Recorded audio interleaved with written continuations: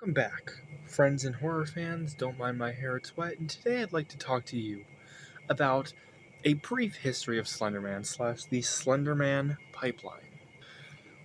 So it starts with a post by Victor Surge on a forum called Something Awful in a Photoshop competition to make a horror monster Photoshop.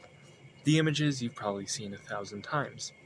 Slenderman hiding behind groups of kids, captions like, they all went missing, everyone in the photograph, yada yada, details of how buildings burned down after being photographed with the Slenderman in his presence, etc., etc. And two people had seen these images. Troy Wagner and Alex, I forget his last name, who you might know from the internet series Marble Hornets. Watch it if you haven't already. Phenomenal series. One of the best series I've ever seen. It's so peak. If you like Slenderman, like Slenderverse, check it out. Check it out. Anyway, so they, after seeing it, almost immediately planned to make a series around this new monster. So Troy drives to Alex's house, if I recall correctly, and they actually came up with the name Marble Hornets on the way, saying they would name it after the first two things he saw: a billboard for a marble company, and then a truck for a pest control hornet business thing, like pest control. And obviously, Marble Hornets was a success. It was a hit. It's still talked about today, as you can see. People loved the characters: Masky, Hoodie, the Operator, Slender Man.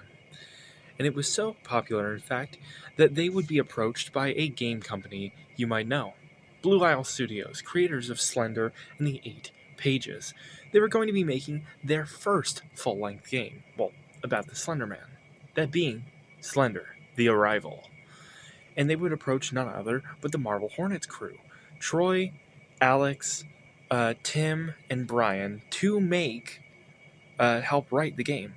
So they were given a series of levels to work with to write a story around, and thus we would get some of the most important staples of Slender mythos.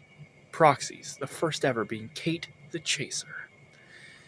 And of course, we would get the Slender Sickness.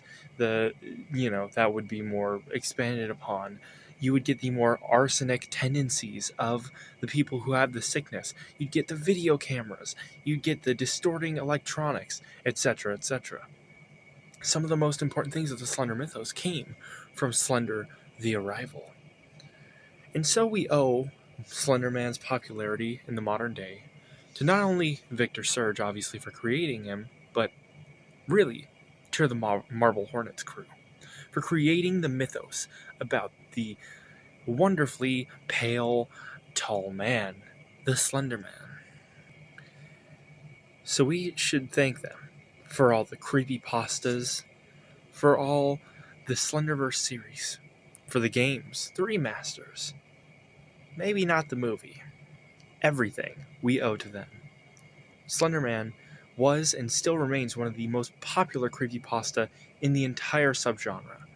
And we can even almost, to a degree, owe creepypasta's popularity to Slenderman, because Slenderman would spawn so many offshoots and inspire so many people to make their own creepypastas. And thus we owe a lot of the subgenres we love. Not only to the Slenderman, to the Marble Hornets crew. So this was my love letter to Slenderman, one of many I'll do in my lifetime. If you want to see more creepypasta videos, let me know what. But don't worry, this isn't going to be the last. I plan on doing more. But this has been the brief history of Slenderman.